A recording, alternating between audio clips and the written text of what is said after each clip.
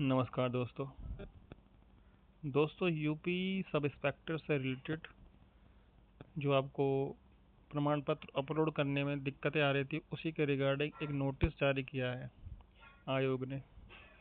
चलिए देख लेते हैं क्या इस नोटिस में दिया हुआ है।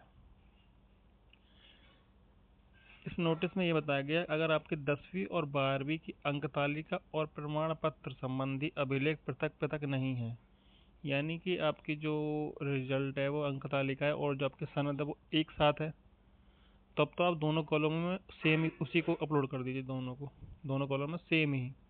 अगर आपकी अलग अलग है तो रिजल्ट वाले कॉलम में रिजल्ट अपलोड कर दो और सनद वाले कॉलम में सनद अपलोड कर दो। अगर दोनों एक साथ हैं तो दोनों में वही सेम अपलोड कर दो। 10वीं 12वीं की ये हो गया 10वीं 12वीं का। अब आता है ग्रेजुएशन का। ग्रेजुएशन में क्या है, मान लो जैसे किसी की डिग्री नहीं आई। पहले बात तो डिग्री और रिजल्ट होना आपके पास ज़रूरी है। जिनके पास डिग्री नहीं, रिजल्ट नहीं, तो वो फॉर्म नहीं भर पाएंगे। रिजल्ट तो होना ही चाहिए, डिग्री ना भी हो तब भी चल जाएगा। उसके लिए आप प्रोविजनल डिग्री लगा सकते हैं। अब बात है कि प्रोविजनल डिग्री मिलेगी कहाँ से। आपने जिस भी यूनिवर्सिटी से अपनी बीए करी है या जो भी आपने ग्रेजुएशन में कर रखा है, उस यूनिवर्सिटी की साइट पे जाइए। ऑनलाइन ही जो भी फीस जमा करके आपको वहीं से डाउनलोड हो जाएगी वो प्रोविजनल डिग्री, और उसे आप यहाँ पे अपलोड कर सकते हैं। डिग्री होनी ज़रूरी है, चाहे प्रोविजनली ले आओ, ऑनलाइन मिल जाती है। अब तो हर यूनिवर्सिटी की वेबसाइट पे ऑनलाइन मिल जाती है।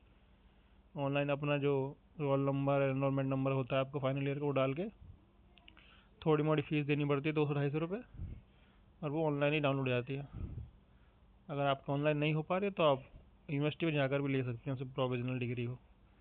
तो आप यहाँ पर डिग्री की जगह डिग्री और रिजल्ट की जगह रिजल्ट अपलोड करना पड़ेगा, ग्रेजुएशन का भी, ग्रेजुएशन वाला। तीसरे कॉलम में ये दिया है कि जो महिला अभ्यर्थी हैं, महिला अभ्यर्थी जो है उन्हें अपना कास्ट सर्टिफिकेट जो है वो पिता पक्ष की तरफ का ही लगाना पड़ेगा। महिला अभ्यर्थियों को ही जाति का निर्धारण उसके पिता पक्ष से होता है, इसमें लिखा हुआ भी है। अतएव पिता पक्ष से जारी जाति प्रमाण पत्र ही मान्य होंगे। ध्यान रखें, ऐसा नहीं कि मान लो किसी लड़की की शादी किसी दूसरे कास्ट में हो गई, तो इसका मतलब ये थोड़ी उसकी कास्ट बदल जाएगी। मान लो किसी लड़की जो जनरल में आती है, उसके शादी किसी ओबीसी या एससी एसटी वाले से हो गई, इसका मतलब ये थोड़ी ना वो ओबीसी की एससी एसटी की बन जाएगी, रहेगी तो वो जनरल की ही।